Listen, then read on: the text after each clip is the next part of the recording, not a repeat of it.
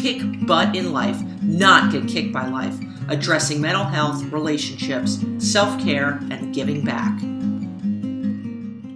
I am a true believer in the unlimited benefits of CBD. CBD is the legal version of marijuana. Cannabinoid oil it comes in gummies, it comes in ointment, has just so many benefits that sometimes we just absolutely underutilize. I'm an affiliate with CBD Pure. If you hop on goodnesschick.com and check it out, please check out the storefront. It's just an awesome product. I've been using CBD oil for probably a year and a half at this point now, for anxiety.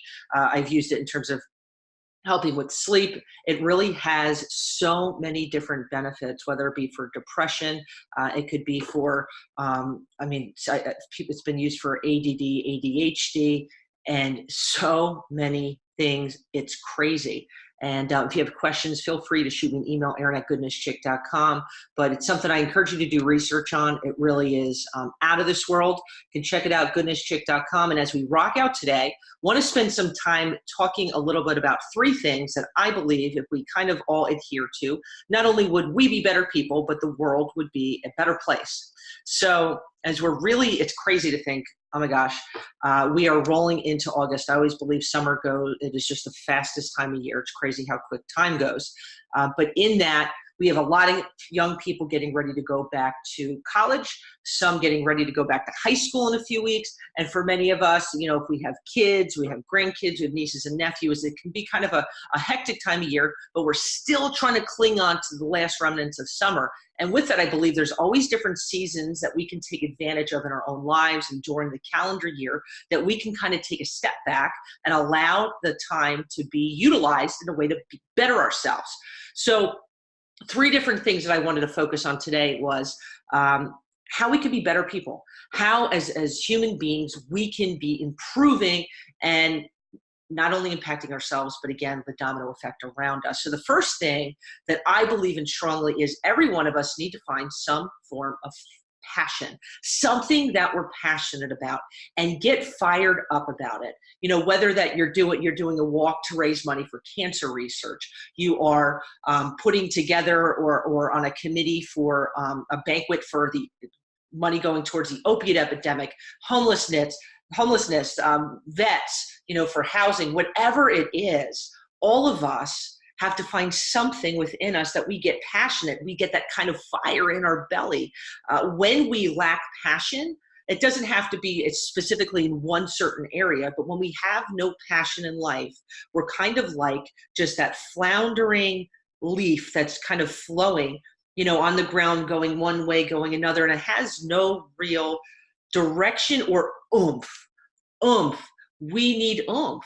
And so taking a step back to think a little bit about what is something that you really care deeply for?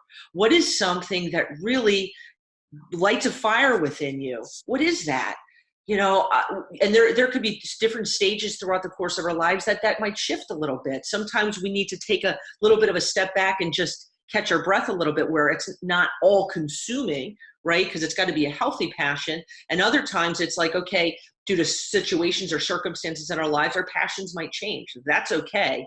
But it's so important to be passionate about something.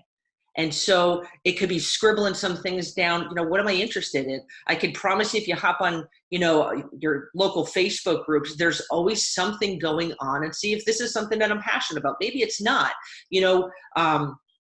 especially I'd say in the summer and the fall months, there's usually a whole lot of activity going on outside, different walks, different runs, community events.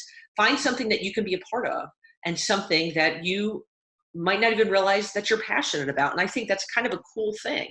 I think the more that we learn about the different causes that are out there, we can't be involved in every cause. That really makes us very ineffective. But to be aware of what's going on, what do I want to be passionate about? What do I whether it's donating money towards something, donating time, my interest, my heart, and making a decision from there. So finding a passion. Boom, finding a passion.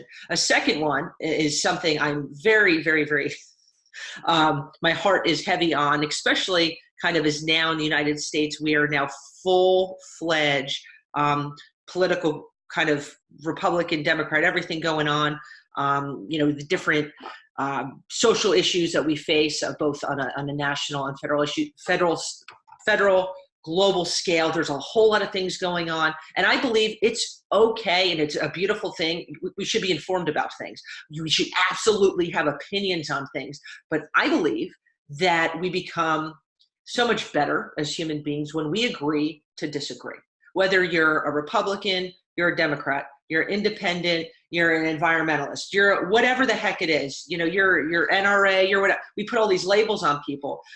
I would love that we could get to the point, and I think it takes us kind of learning to discipline ourselves, learning how to actually listen. It's allowing ourselves to hear other people, their views, their passions, their convictions, without already thinking about what our response is going to be before they have finished speaking. It's allowing them to give their 2 cents. And if you do disagree with them, that's fine. But it's allowing ourselves not to get hateful about it, using words and banter that are just absolutely, I'll say, nasty and negative, and do nothing productive or constructive for either cause. Right? I can listen to somebody who absolutely is on the other side of the spectrum from where I'm at. I'm going to listen to you. And then at the end of that, I'm going to tell you how I feel. And my thing is, if I have the ability to respect your opinion, and although I might absolutely disagree with you, I would then expect you to give me the same respect of just listening, right? And not coming up with labels before we even know, or we give somebody the chance to talk before they've completed their sentence, or compartmentalizing people with certain labels, right? Well, you're with this party, so you have to be just off the charts here. Or you're with this stance when it comes to this issue, and you have to be this. And we throw labels on many times. 90% of the time, those labels are just really just you're not even giving that person a chance. You're a racist because you stand here, or you're ignorant because you're here, or you're just a tree hugger because, like, whoa, let's just removing all these labels that are just labels, okay, and listening to other people. And I think when we also, not only as adults, we begin to kind of allow somebody else to speak, and we allow ourselves to get in the ability, right, because it's an art that a lot of people just simply don't have, of allowing ourselves to listen. Okay, I'm going to absorb what you said. And I could, oh, that's interesting. That point's interesting. Or I might absolutely disagree or totally agree. But letting that person talk and allowing our I don't know if it's guard down or whatever you want to call it, but just to not allow ourselves to have all these negative connotations that whether we're saying or whether we're putting on Facebook or Twitter, or whatever, it just adds this negative fuel that just does nothing for anybody. It's allowing ourselves to say, you know what, I'm going to agree to disagree. And if that person comes back and I'll say is juvenile or is negative or is just, I'm just, you know what, boom, discussion's over. We need to kind of get in a groove of allowing ourselves to listen and allowing ourselves to be heard, and disallowing this negativity that really just gets nobody anywhere. It's agreeing to disagree. And sometimes we can really learn something from the other person, or if the other person is able to adhere to that mentality, they can learn something, because really, isn't that what life is about? When we shut doors, we deter progress. We kind of stunt growth. What? That's craziness. Crazy. So my first two, get a passion. Second is agreeing to disagree. And third, my peeps, that I think so many of us struggle with, myself included, is being compare free. Trying to take a step back and refusing to compare ourselves to other people. We can get in this web, it's a tangled web, and it's really hard to kind of unstick ourselves and get out of.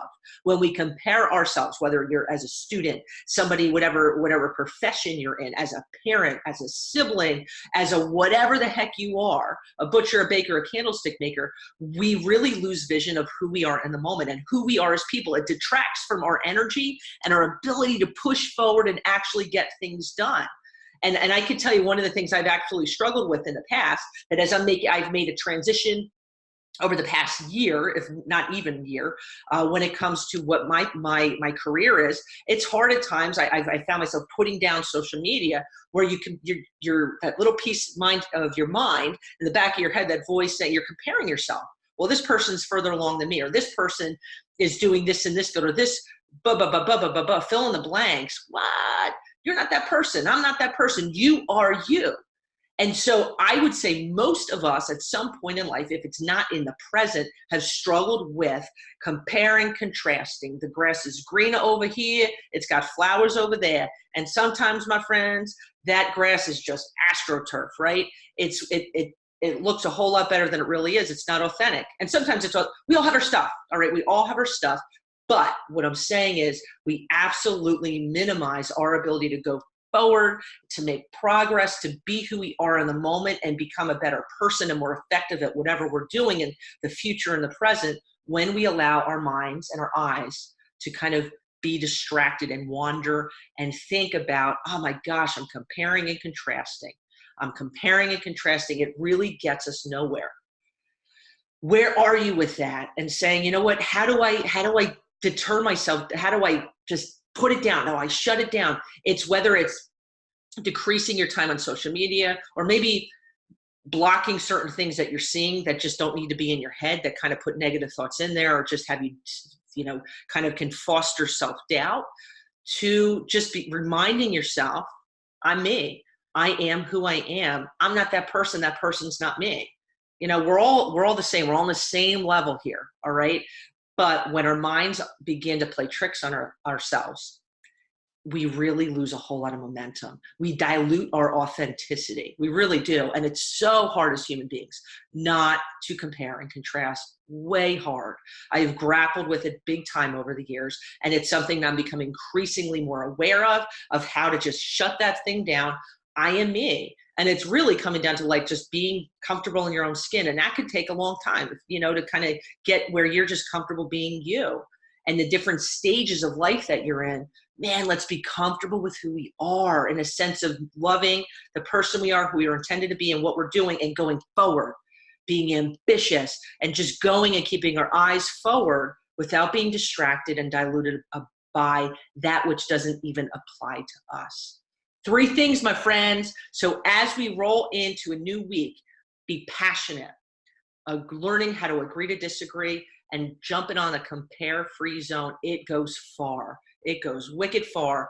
And as you head into another week, write those 3 things down, beginning making it something of a priority. And I'm going to tell you, when we rock and roll with even these 3 things, it will enhance us as human beings. It will foster growth, and it'll allow us to be in a more balanced zone.